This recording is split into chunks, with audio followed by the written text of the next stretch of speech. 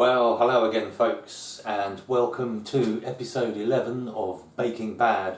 And today we're going to be doing a classic English tea loaf, and this is more commonly known in England as malt loaf. So I've always wanted to get onto this. It's one of the best recipes ever, and my children, in particular my youngest daughter Mojo, describes it as saurine on steroids. So it's an absolutely authentic tasting proper malt loaf. Now you will need yeast, brown sugar, black treacle, malt extract. You will need very strong wholemeal bread flour, very strong white bread flour, some butter, a pinch of salt, some warm water, which we'll put into the jug in a little while, and 225 grams of sultanas. Now these sultanas have been sitting in tea for about 2 hours, so you just let them sit in some tea for a couple of hours, and the first thing I'm going to do is strain that off, and I'll give them a little dab down a little bit later once they've all drained off with some kitchen towel, so I'll get that ready. But first things first, you will need to prepare the malty, sticky, sugary, buttery stuff first of all. So into a saucepan goes 50 grams of unsalted butter. 50 grams of unsalted butter, and then in sequence, lovely light soft brown sugar, and we want one nice fat tablespoon. Pop. Good. Next, we get onto the really sticky stuff. So 1 tablespoon soft brown sugar. We now want 2 tablespoons of black treacle. Boof. And there's 1. This is crazy sticky stuff. So 2 fat tablespoons of black treacle. We're going to get in a right old mess here. Right, that's 1. Let's get another one. Hey.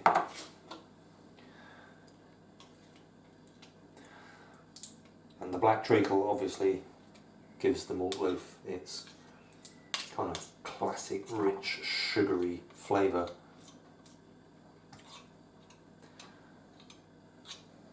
But the really important stuff is 3 tablespoons. So 1 tablespoon soft brown sugar, 2 tablespoons of black treacle, and 3 tablespoons of malt extract. And this is one of the best brands you can get. You can buy it online. Potter's malt extract. You think black treacle is sticky? God, it's going everywhere. This stuff is off the scale, so it's tablespoons we're looking for. So here we go. That's kind of 1. And 2 and a bit, and a touch more. Very difficult stuff to handle, this. Right, there we go.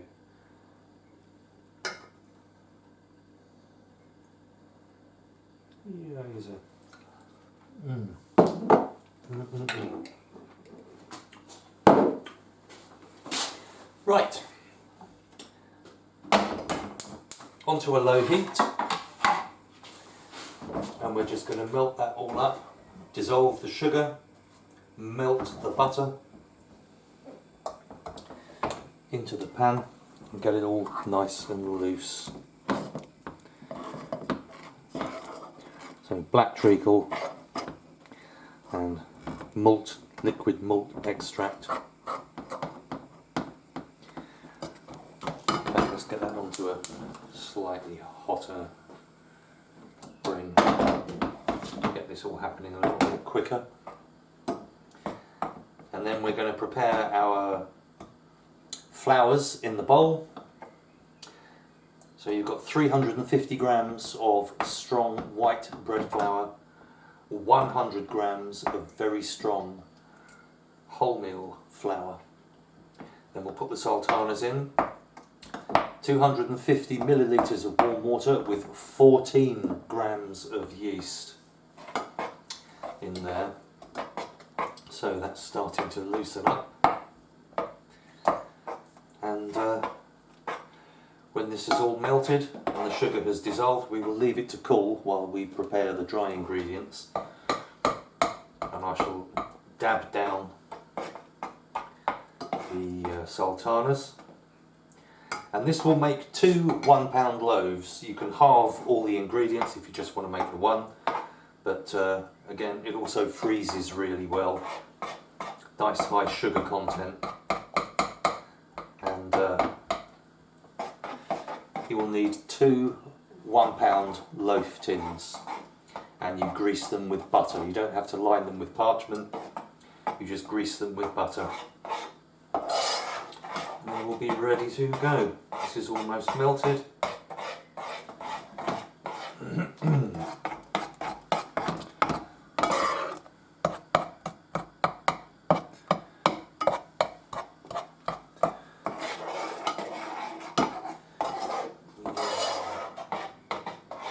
Sugar's almost there. Butter is almost there.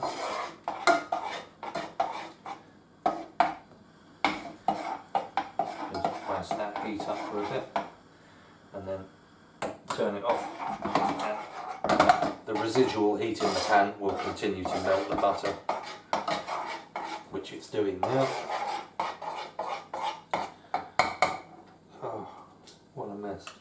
The world's stickiest stuff. Actually, the world's stickiest stuff is glucose. And there's 1 or 2 recipes that I use with glucose, and we'll get onto those. And the lucky thing is that these days in large supermarkets, all of this stuff is readily available. The only thing I can never find in any supermarket is the malt extract. So Holland & Barrett, the health food store, that's a good source, or online, like you can get most things these days. Right, that just needs to sit and cool down. That's all we need to do. Okay, our flours, the dry ingredients. Good. We will need 350 grams very strong white bread flour. Now, I think that should be just enough in this packet. Here we go. Dun, dun, dun, dun. There we go. 350. And then 100 grams of very strong wholemeal. And this flour is also really good for making digestives or hobnobs, which we'll get onto at some point, I'm sure. So let's have 100 grams of that, bringing the total there to 450 grams of flour. There we go. Lovely stuff. Right, this recipe calls for a pinch of salt, and a pinch of salt really literally is that. You get a pinch and do that. Let's just stir those around like so. Mix up your flours. Sweet. Next, we want 250 millilitres of warm water. Zero the scales, and this is just recently boiled, so that's going to be way too hot. 250, there we go. And into there we will put 14 grams dried yeast. Fast action dried yeast, 14 grams.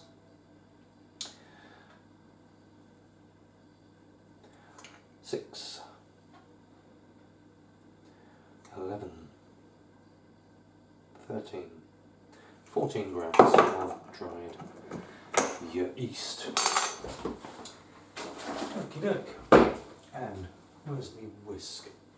There we go. Let's whiz that up into the water.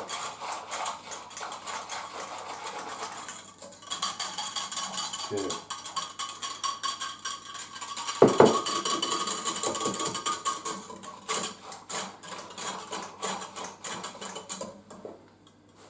Amazing smell.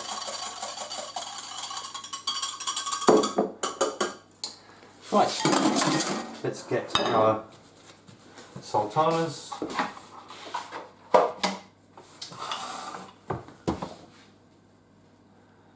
And we'll just tip them out onto here, like so, and get rid of that excess moisture, like so. We don't want the malt loaf dough getting too wet. Let's just dab that down. But soaking them in tea means that they end up in the cake, not like hard little bullets, which is what they're like when you get them out of the packet, but lovely, soft, plump, gorgeous sultanas. There they are. Alright, okie dokie.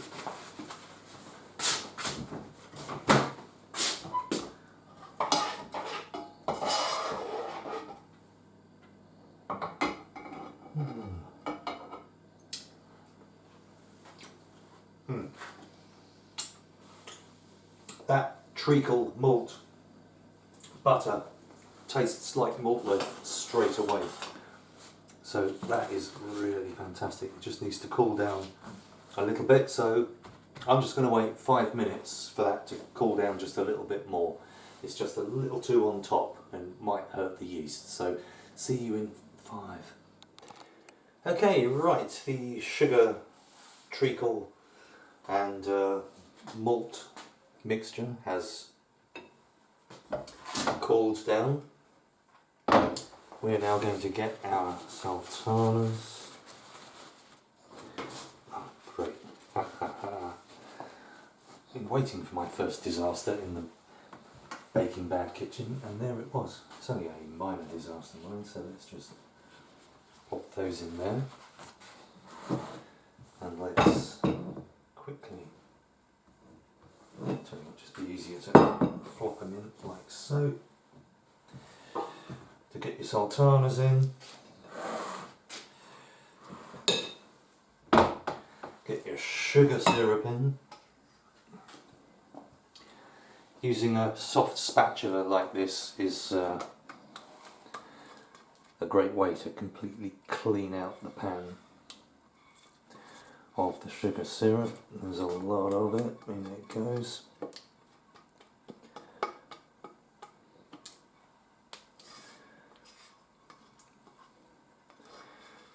A gorgeous malt loafy smell is coming off this. There we go, there's most of it. There we go. And use a knife to scrape off. It's always quite a cumbersome job with such sticky ingredients, but we shall get there. There we go. That's good enough for jazz. And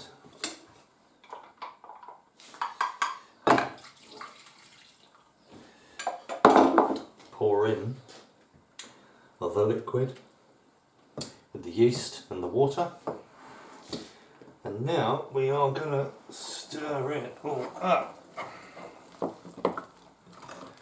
There we go.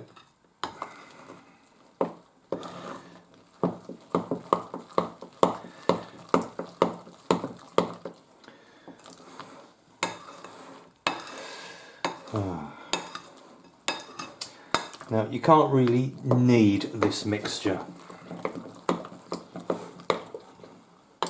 And the smell coming off of this is rather good. What do you think, huh? Mm. It's rather nice. Just make sure we've got no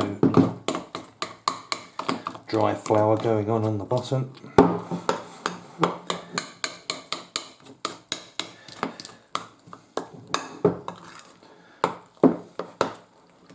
Right, give it a good old stir, which is the equivalent of a knead, I suppose. Just for a minute or so.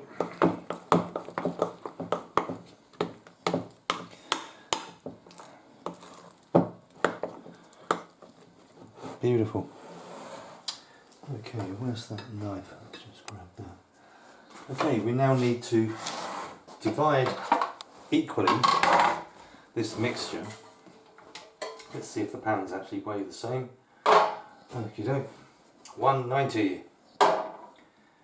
191. Very good. Right, so let's set about evenly distributing the mixture into these £1 loaf tins.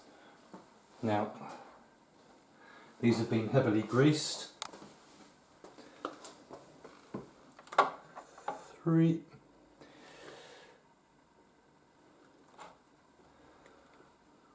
4,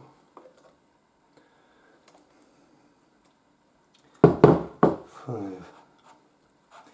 Get it all into the corners. Right, what have we got there? 751. Let's get 751 in here.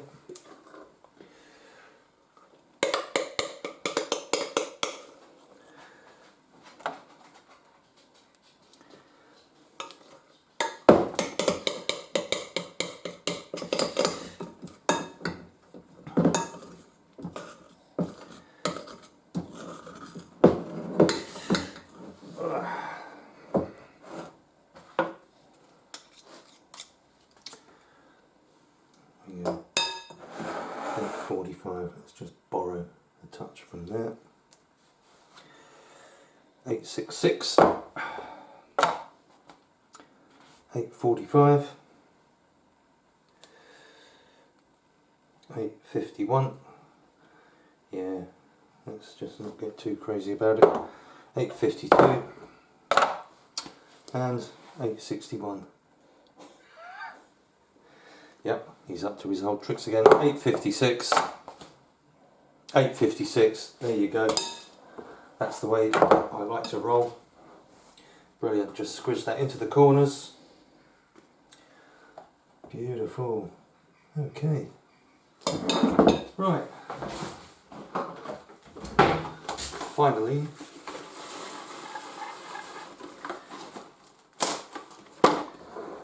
we cling film them up. Like so. Can't really get it tight on the tin, so the drumming is not as great as the other tin episodes. And there we go. Right.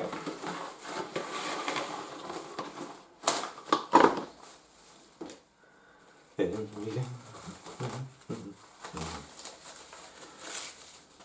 Nice.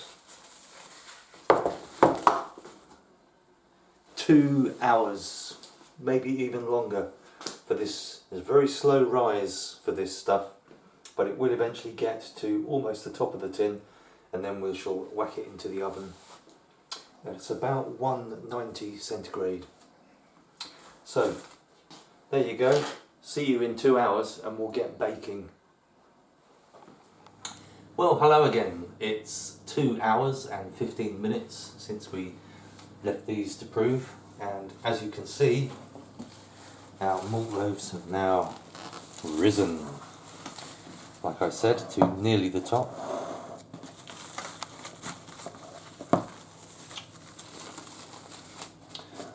Beautiful, look at those.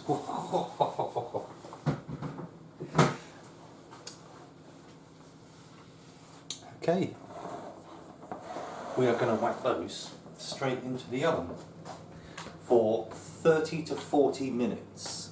So in we go. Cheers, Hump. Boom. There they are, 30 to 40 minutes. So let's see, 1:45, it should be ready 1:15. So 30 to 40 minutes at 190, 180, 190. I've got it kind of in between, so kind of like 185. If it looks like the tops are burning, you can place some foil on the top to stop the burning, but also test it with a skewer. Should come out relatively clean. Of course, malt loaf is very sticky, so it won't come out completely clean like a cake. And we'll be back in 30 to 40 minutes and see how they're doing. So, malt loaf, almost there. Okay folks, Kung Fu oven gloves. New ones as well. The other ones have worn away a bit and they burnt my hands the other day. Oven off. They've had 35 minutes. I've just tested them with a skewer. Malt loaf. 1, 2. Come and check those out. There we go. Beautiful. Absolutely beautiful. There they are, they've risen perfectly, they've cooked beautifully, and what I'm going to do now, you can glaze them with honey or golden syrup. I'm going to glaze them with some date syrup. This is date syrup, the same syrup that I sometimes use for my bagels. And we're just going to give them a little wash and a little glaze with the old date syrup. There we go, it's getting there. Don't leave any gaps. There's one.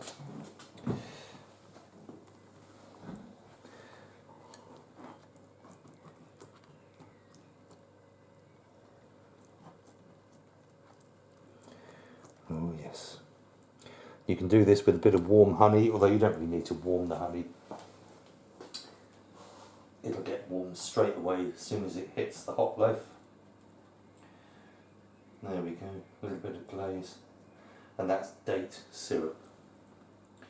And now what we are going to do is we are going to wait for them to cool down. I shall ping them out of their loaf tins, and then we will slice in and see what we shall see. Now there's a thing with malt loaf, is that you eat it traditionally with butter. And I was having a chat with my younger sister's partner, Matthew, yesterday during a family Zoom meeting, and we were discussing the fact that the thickness of the butter you put on malt loaf is 1/4 of the thickness of the slice of malt loaf. So if you cut an inch thick slice of malt loaf, you need 1/4 of an inch of butter on it. That's the kind of ratio for that ultimate feel. But yeah, they're going to spend about an hour cooling down, and then we'll come back and we'll pop them out and see what we got. So see you then. Okay folks, moment of truth. Here we go, they have completely and utterly cooled down. Now I love these non-stick tins. Let's hope so. Here we go. Oh yes. Oh yes. Beautiful. Look at those. Right, well, the proof is in the pudding, and the pudding is malt loaf.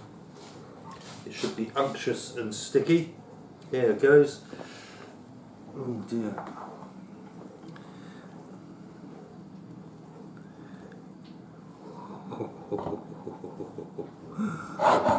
Ah, yes, there you go. That is what you are looking for. There you go. Now the thing with malt loaf is, of course, the butter you put on top. This stuff, which loads of people use, we have it as a kind of a stopgap thing, you know, is not butter. It's 50% butter and 50% shit. So it's not butter. This is butter. Here we go. beautiful big fat slices of unsalted butter. And what we'll be talking about, the ratio of the thickness of butter to malt loaf. That's probably a little excessive, but excessive is good every now and again. There we go. Oh, it feels fantastic. The texture of the malt loaf is amazing. Here it goes.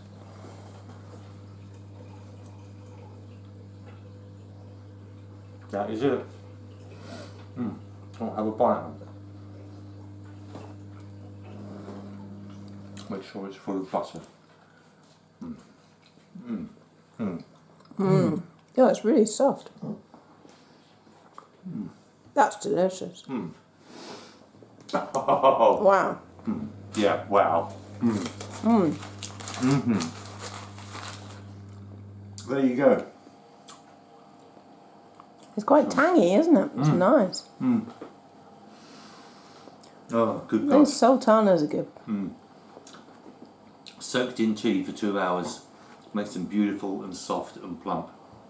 If you don't do that, they retain their kind of hard lumpiness and they don't give that exquisite mouthfeel that you get if you... God, that's good. Sorry if I just praise my own baking skills there. But that is sensational. Exactly what it should look like. Beautiful, even texture all the way through. Beautiful shape, beautiful bake. Ah, hallelujah. Beautiful. Right. My wife has insisted this time that Baking Bad number 12 will be digested biscuits. So that's what it's going to be. Digested biscuits for Baking Bad 12. This is Baking Bad 11, the classic English malt loaf. You have to give this a go. It is a fantastic reward and not a massive amount of effort. Just mix all the stuff together, whack it in some tins, let it prove, bake it for 35 to 40 minutes, and you end up with one of the best tasting things you'll ever have. So until Baking Bad 12, see you later.